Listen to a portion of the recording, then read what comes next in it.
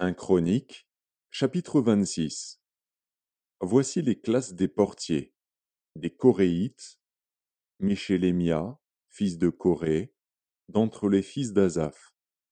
Fils de Méchélémia, Zacharie, le premier-né, Jédiaël, le second, Zébadia le troisième, Jathniel le quatrième, Élam le cinquième, Jochanan le sixième, Eljoénaï le septième. Fils d'Obed-Édom, Shemaéja, le premier-né, Josabad le second, Joach le troisième, Sacar le quatrième, Nethanil le cinquième, Amiel le sixième, Issachar le septième, Peltaï le huitième, car Dieu l'avait béni. À Shemaéja, son fils, naquirent des fils qui dominèrent dans la maison de leur père, car ils étaient de vaillants hommes. Fils de Shemaéja, Othni, Réphaël, Obed, Elzabad et ses frères, hommes vaillants, Élihu et Semaéja. Tous ceux-là étaient des fils d'Obed-Édom. Eux, leurs fils et leurs frères, étaient des hommes pleins de vigueur et de force pour le service, 62 d'Obed-Édom. Les fils et les frères de Méchélémia, hommes vaillants, étaient au nombre de 18. Des fils de Mérari, Hosa, qui avait pour fils Shimri, le chef, établi chef par son père, quoiqu'il ne fût pas le premier-né, Hilkija le second, Thébalia le troisième, Zacharie le quatrième. Tous les fils et les frères de Hosa étaient au nombre de 13.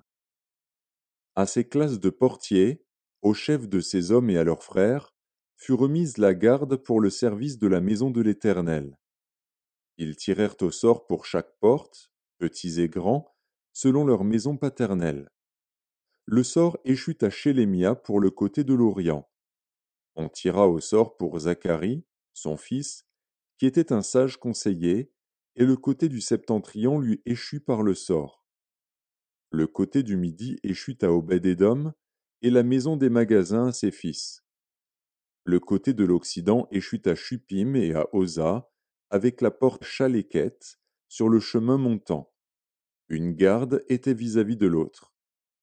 Il y avait à l'Orient 6 Lévites, au nord 4 par jour, au midi 4 par jour, et 4 au magasin en 2 places différentes. Du côté du faubourg, à l'Occident, 4 vers le chemin, 2 vers le faubourg. Ce sont là les classes des portiers, d'entre les fils des Coréites et d'entre les fils de Mérari. L'un des Lévites, Akija, avait l'intendance des trésors de la maison de Dieu et des trésors des choses saintes. Parmi les fils de Laédan, les fils des Gershonites issus de Laédan, chef des maisons paternelles de Laédan le Gershonite, c'était Jéhiéli, et les fils de Jéhiéli, Zétam et Joël, son frère, qui gardaient les trésors de la maison de l'Éternel.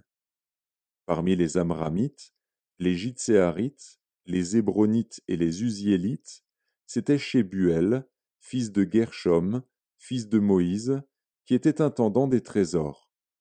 Parmi ses frères issus d'Éliézer, dont le fils fut Réchabia, dont le fils fut Ésaïe, dont le fils fut Joram, dont le fils fut Zikri, dont le fils fut Shélomis, c'était Shélomis et ses frères qui gardaient tous les trésors des choses saintes qu'avait consacré le roi David, les chefs des maisons paternelles, les chefs de milliers et de centaines, et les chefs de l'armée. C'était sur le butin pris à la guerre qu'il les avait consacrés pour l'entretien de la maison de l'Éternel. Tout ce qui avait été consacré par Samuel, le voyant, par Saül, fils de Kis, par Abner, fils de Ner, par Joab, fils de Tseruja, toutes les choses consacrées étaient sous la garde de Shélomis et de ses frères. Parmi les Jitséarites, Kenania et ses frères étaient employés pour les affaires extérieures, comme magistrats et juges en Israël. Parmi les Hébronites, Achabia et ses frères, hommes vaillants, au nombre de 1700, avaient la surveillance d'Israël, de l'autre côté du Jourdain, à l'Occident, pour toutes les affaires de l'Éternel et pour le service du roi.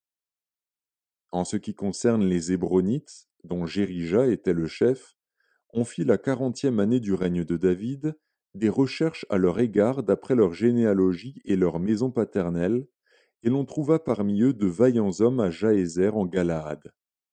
Les frères de Jérija, hommes vaillants, étaient au nombre de 2700 chefs de maison paternelle. Le roi David les établit sur les Rubénites, sur les Gadites et sur la demi-tribu de Manassé pour toutes les affaires de Dieu et pour les affaires du roi.